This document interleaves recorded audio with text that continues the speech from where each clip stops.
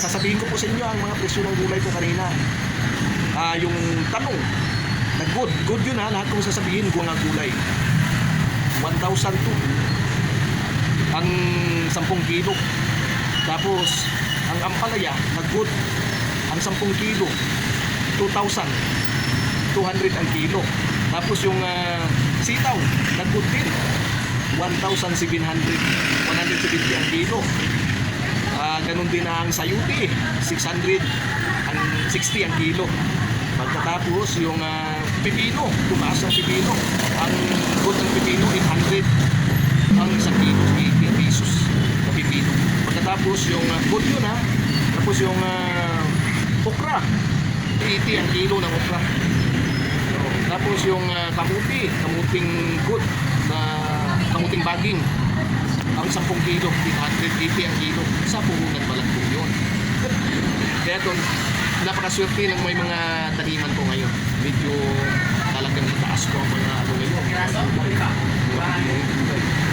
Ang pitsay po naman natin nag-bot ngayon, kanina, 800. 10 kilo, 80 din ang kilo. Sige po, yun lang po ang naalaman ko po kanina ng mga presyo-presyo ng mga bilihin ng gulay. Sige po.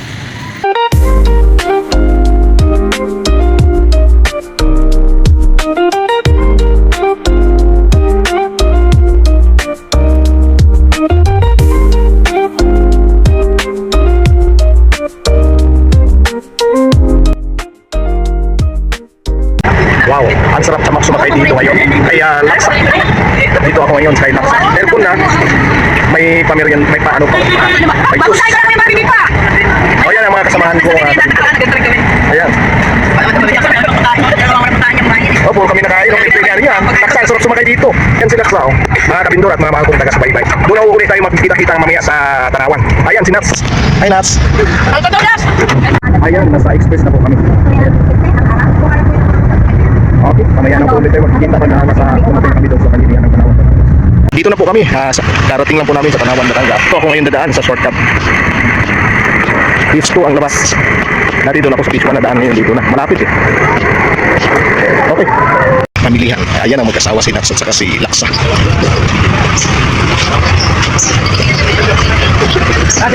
Ayan, yun ang Phase 2. Daming mabibili. Ayan, dito tayo bibili sa isang shopee ko. Dito tayo nabili ng kamuting kahoy. At saka may guyabano ito. Ang dami nilang dala. Isang puno ang jeep. May isang pupong.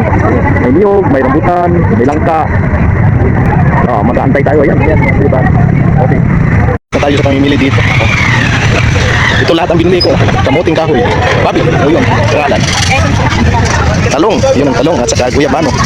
Hahanap ulit tayo ng iba pa. Ayan, daming nabibili dito. Pipili lang tayo. Doon ako nakabili ng ano. Pipino. At saka papaya. Dami ang kamuti. Ayan, dito ako nakabili ng papayang mani pa lang. 200 daw. Ayan, ayan. Ayan. Ayan ang may at. Tapos kung din ako nakabili ng pipino. Ayan. Ayan, yan ang aking pangalan. Ayan, dumating na po kami. Alas 3, Duwidya ngayon. Tapos umalis kami kanina sa Tanawan. Alas 2:50. Ayan, bilis. Ito ang napamili ko. 20 kilos na papaya. Dating to 150 ang 10 kilo, balik 25 ang kilo ng bili ko. Binta ko naman ng 50 ang kilo. Itong, yan, ito, may guyabano ako. Ganda. Ito, 20 kilos din to. Pipino. 200, kaya binta ko yung mamaya ng 40. Yung talong, 200. Binta ko ng, tumpok ko na yun mamaya. Tapos kamuting balenghoy, marami akong pili. Ayan, 40 kilos, 200. Bali 20 ang kilo. Binta ko mamaya ng 40. Okay, mag-ano muna po tayo, mag-aayos muna ng ating karton at payong. Okay, Sasabihin ko po sa inyo ang mga presyo ng gulay ko kanina. Yung tanong, good yun ha, lahat kong sasabihin, good na tanong, good na mga gulay. 1,000 to ang 10 kilo. Tapos ang 2,200 ang kilo. Tapos yung sitaw, nag-good din. 1,700, 170 ang kilo. Ganun din ang sayuti, 600 ang 60 ang kilo.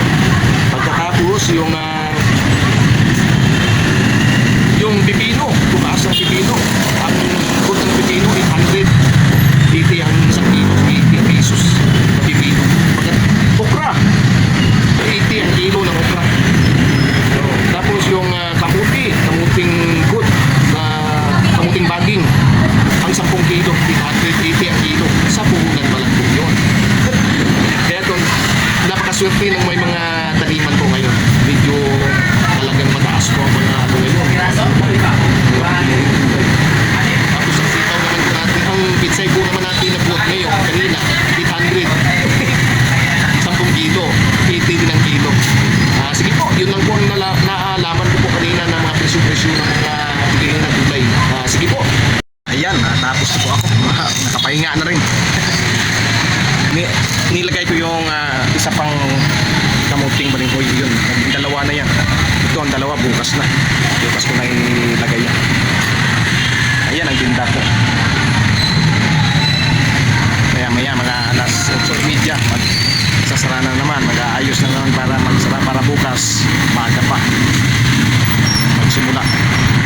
Okay. Ayan na po ang aking tinda. Natapos lang ngayon. Ayan na, ilagay ko na po lahat. Ayan o, pipino, 10 ang tumpok. Tapos ito, 40 ang kilo. Ayan. Tapos meron pa akong natirang nakabalot na kamuti. Ayan, 20 ang isang balot, kalating kilo po yun. 3.50. Ayan, may konting saging din. O yan, 20 lang ang kilo. At saka ito, marami akong kamuti, 40 kilos po ito kahapon. 200 ang bili ko, kaya binibinta ko naman po ngayon ng 40 ang kilo. Kulay puti po ang laman ko. Ito naman, ang guyabano. May hinog na po. Ang ganda ng guyabano ko, walang kadamage-damage. Hinog na po ito. Kahapon hilaw pa ito, ngayon hinog na. Ito, laki. Mahigit 1 kilo. 1 kilo naman yung isa. Ayun, tag 100 ang kilo niyan dahil